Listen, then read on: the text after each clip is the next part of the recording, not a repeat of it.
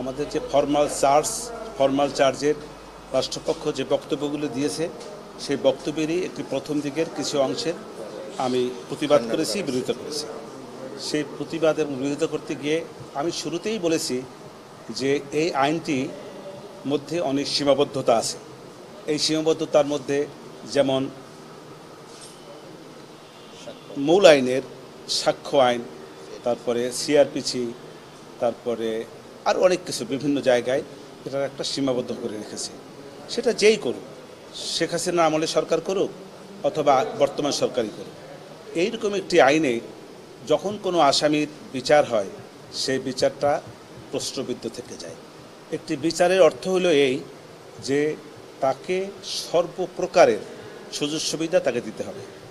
সেই সব সুযোগ সুবিধা থেকে এই আইনের কারণে বাধাগ্রস্ত হয়, এ কথাটা আমি বলেছি। সেই কারণে আমি বলেছি যে আইনটি এমন একটি আইন যে আইনটায় হাত পা বেঁধে নদীতে ফেলে দেওয়ার মতো, ফেলে দিয়ে বলা হয় তুমি সাঁতার কাটো। এই সাঁতার কাটা কতখানি সম্ভব এটা প্রসিকিউশন রাষ্ট্রের কাছে, ট্রাইব্যুনালের কাছে আমি ছেড়ে দিয়েছি। যে আপনারা কি কেহ রাজাকারের নাতিপুতি বা রাজাকারের সন্তান? সবাই বলেছে, এবং আপনারা না শুধু, এবং আপনাদের জানা মতে কেহ সবাই বলেছে যে না, আমরা কেউ রাজাকারের নাতিপুতিও না এবং সন্তানও না। সেই প্রেক্ষাপটে আমি বলেছি এই যে রাজাকারের নাতিপুতি শব্দটা, এই যে প্রাইম মিনিস্টার যে কথাটা বলেছে, সাবেক প্রাইম মিনিস্টার, সেটা ঢালাওভাবে এই ছাত্রদেরকে বলেন নাই। এই ছাত্রদের মধ্যেও যদি কেউ থেকে থাকেন তাদেরকে বলেছে উনি। কিন্তু আমি এটাও বলেছি যে মুক্তিযুদ্ধের কোঠাটাকে সমন্বয় করা, কমিয়ে আনা, এই সদিচ্ছা তার ছিল, কিন্তু সেই সদিচ্ছার প্রতিফলন করতে এই আন্দোলনকারীরা দেয় নাই। এই যে দেয় নাই, এটাও একটি আজকের যে তাদের যে ডিজাইন, এই ডিজাইনের একটি অংশ ছিল। আওয়ামী দুঃশাসনের প্রেক্ষাপটে আমি বলেছি একটি রাষ্ট্র যখন তার শাসন কার্যক্রম চালায়, সেই কার্যক্রম চালাতে গিয়ে তার ইচ্ছা সবসময় সদিচ্ছা হিসেবে থাকে। সদিচ্ছায় তারা আইন প্রণয়ন করে এবং সেই অনুযায়ী রাষ্ট্রকে পরিচালনা করার জন্য চেষ্টা করে, এবং এই সরকারও তা করেছে। চেষ্টা করতে গিয়ে কিছু ভুল ত্রুটি হতেই পারে, কারণ এটা কোনো মানুষই ভুলের ঊর্ধ্বে না, কোনো সরকারই ভুলের ঊর্ধ্বে না।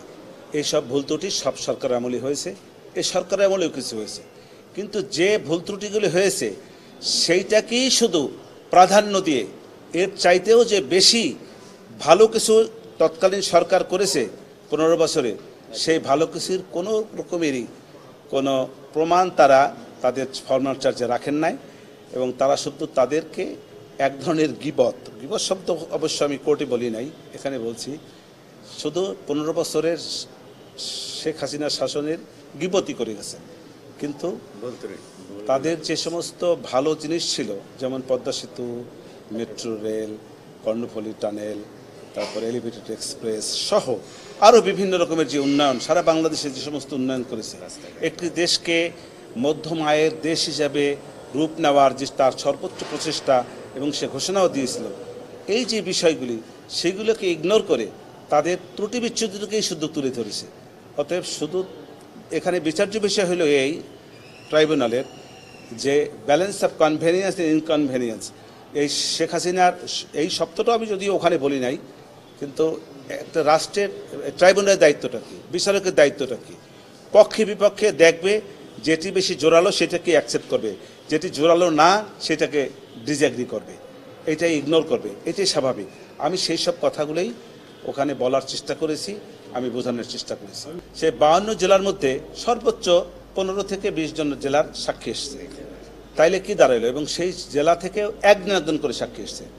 কোনো বক্তব্য যখন দিবে কোনো সাক্ষী, তার সাক্ষীর সঙ্গে আরেকটি প্যারালাল সাক্ষী থাকতে হবে, তাকে সমর্থন করতে হবে।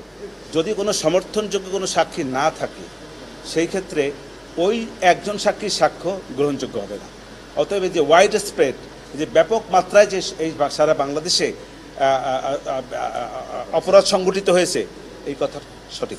বঙ্গবন্ধু শেখ মুজিবুর রহমান থেকে শুরু করে তারা এই পর্যন্ত শেখ হাসিনার আমল পর্যন্ত এনেছেন, এবং এই শেখ হাসিনার আমল পর্যন্ত সমস্ত বয়ান বঙ্গবন্ধুর এবং শেখ হাসিনার সমস্ত কুকীর্তির বয়ান তারা তুলে ধরেছেন। আমার বক্তব্য হইল, আপনারা যদি ঠিক আছে, মানলাম যে আমার বঙ্গবন্ধু এই যে আমার আসামিরা ধরেন তাদের কুকীর্তিকে যদি যুক্তির ক্ষেত্রে ধরেও নেই, তাইলে আপনি আমার সুকীর্তিগুলো তাদের উঠানো উচিত ছিল। পাশাপাশি অন্য যে সমস্ত সরকার ছিল তাদের যে কুকীর্তি ছিল সেগুলো আপনি তুলে ধরতেন, তাইলে না পটভূমিটা সঠিক হইতো। আপনি একজনকে ছোট করবেন অন্যজনকে বাদ দিয়ে, আর একজনকে বিরুদ্ধাচরণ করবেন প্রয়োজনে অপ্রয়োজনে, ইচ্ছায় অনিচ্ছায়, জেনে না জেনে ভুলভাবে, এটা তো সঠিক না।